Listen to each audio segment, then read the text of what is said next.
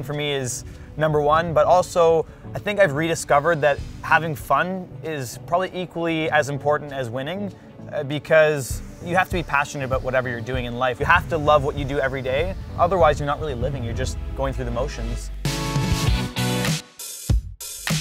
When I put my helmet on, the world essentially goes silent. I could be friendly Dan when I'm outside the car with my suit down, but once I suit up, I turn into a different human altogether. Driving a race car, it's so fast. I mean, the speeds are unbelievable.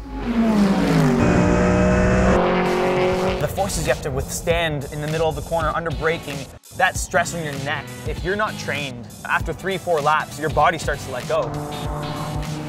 The most important aspect is to have no fear.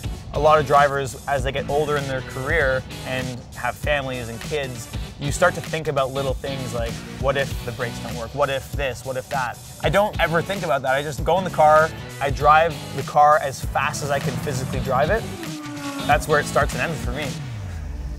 The team's job on a race weekend, more or less, is to make me have the most safe and well-prepared vehicle and equipment. They have to check that every nut and bolt on that car before I go on track. We have multiple engineers actually working on the vehicle to optimize its performance. A half a tenth of a second is everything. It could be 3-4 positions on track. My aspirations going forward are just to develop myself as a human. Obviously, winning is important. I want to win. I'm doing this because I love winning. As I've gotten older, I've understood that it's not just winning or losing. I just want to do the best that I know I can physically do, and if I'm not, then how do I make myself better? I think I went through a bit of a slump at one point in my career where things weren't going in the direction I really wanted to. I actually stopped racing for 4 years. I was coaching, trying to make a living in the sport. 2015, I actually got my opportunity to refire my career. I was able to progress up the ladder back to the top level.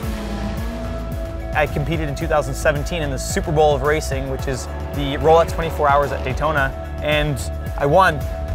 I won the race my first time out. It's just been an incredible rise back up the ladder to this point. I think the key was finding my passion again, finding my love for the sport, and just enjoying my environment around me.